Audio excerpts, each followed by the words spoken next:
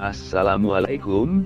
Sekarang channel ini ingin berbagi kisah atau sedikit cerita tentang salah satu dari 9 wali, yaitu Sunan Bonang. Namun, sebelum itu, agar channel ini terus berkembang dan dapat berbagi informasi untuk kita semua, jangan lupa untuk like, share, komen, dan subscribe channel ini. Kalau sudah, langsung saja kita masuk ke ceritanya. Sunan Bonang adalah salah satu wali Songo yang populer dengan cara berdakwahnya. Sunan Bonang lahir pada tahun 1465 dan wafat di usianya 60 tahun, atau tepatnya pada tahun 1525. Ayahnya juga merupakan salah satu wali Songo, yakni Sunan Ampel. Sedangkan ibunya adalah putri dari Arya Teja, Bupati Tuban, yakni Nyai Ageng Manila. Sejak kecil, beliau sudah mendapatkan pendidikan Islam.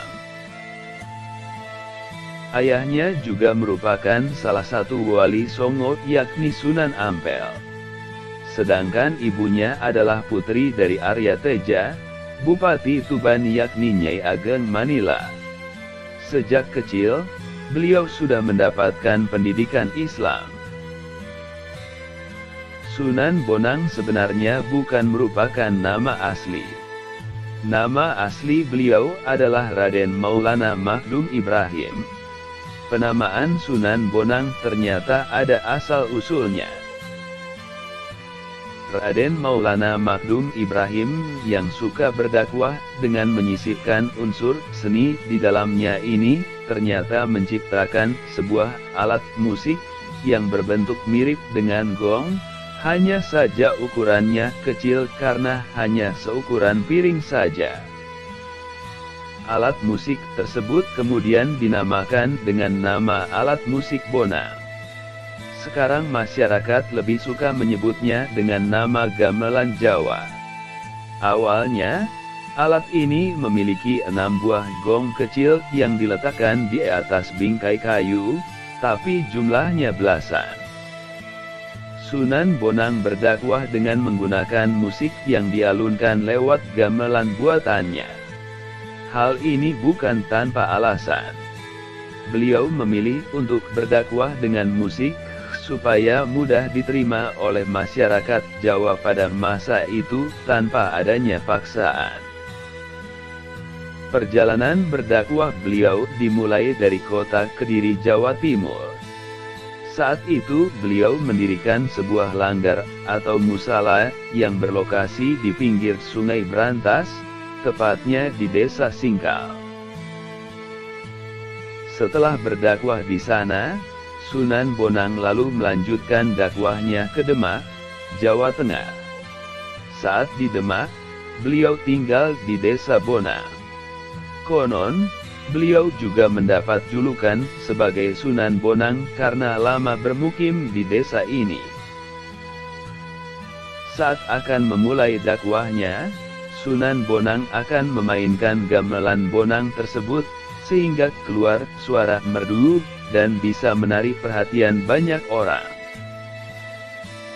Sambil memainkan alat musik, beliau akan menyanyikan tembang atau lagu yang di dalamnya berisi ajaran-ajaran Islam. Dari sinilah masyarakat setempat lambat laun mulai tertarik untuk mempelajari Islam. Selain dengan menggunakan gamelan tersebut, Sunan Bonang juga sering berdakwah dengan menggunakan wayang. Tentu saja di pertunjukan wayangnya tersebut akan disisipkan cerita dan ajaran Islami di dalamnya. Ternyata Sunan Bonang ini diduga masih satu kerabat atau memiliki satu garis keturunan yang sama dengan Nabi Muhammad SAW.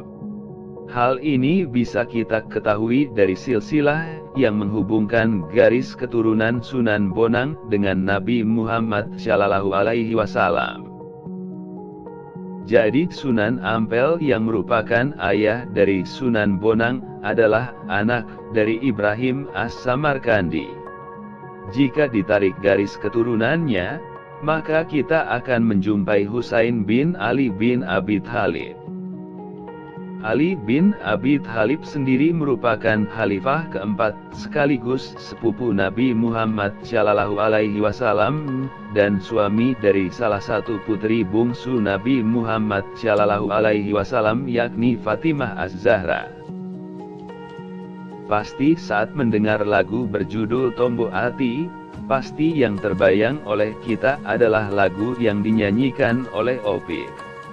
Meski dinyanyikan oleh Opik, tapi sebenarnya lagu Tombo Ati diciptakan oleh Sunan Bonang. Tombo Ati adalah salah satu lagu tradisional Jawa yang ditulis sendiri oleh Sunan Bonang.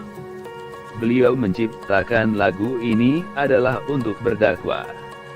Oleh karena itu di dalam liriknya terdapat banyak ajaran Islam yang diajarkan. Mulai dari ajaran melakukan sholat tahajud, membaca Al-Quran, berpuasa, hingga berzikir di malam hari untuk menenangkan hati dan pikiran. Lagu Tombo Ati yang dinyanyikan oleh Opik memang sudah dimodifikasi. Selain gamelan Bonang dan lagu Tombo Ati, Sunan Bonang ternyata juga memiliki sebuah karya sastra yang berjudul Suluk Wujil. Karya sastra ini diakui sebagai salah satu karya sastra terbesar yang ada di Indonesia. Hal ini dikarenakan dalam karya sastra ini terdapat banyak pesan tentang kehidupan antar manusia, kehidupan budaya yang ada di Jawa serta Indonesia, dan pastinya kehidupan beragama. Suluk Wujil ini dibuat antara abad ke-15 hingga 16. Uniknya, karya sastra ini berupa tembang atau lirik lagu. Awalnya Suluk Wujil ini disimpan di Universitas Leiden, Belanda. Tapi setelah Indonesia merdeka, naskahnya dipindahkan ke Museum Nasional. Itulah sejarah singkat mengenai Sunan Bonang yang berdakwah dengan gamelan. Semoga informasi di atas bisa menambah pengetahuan tentang Wali Songo. Terima kasih telah menonton video ini. Jangan lupa untuk share, like, dan subscribe channel ini, supaya dapat berkembang, dan dapat memberi informasi atau hiburan untuk kalian semua.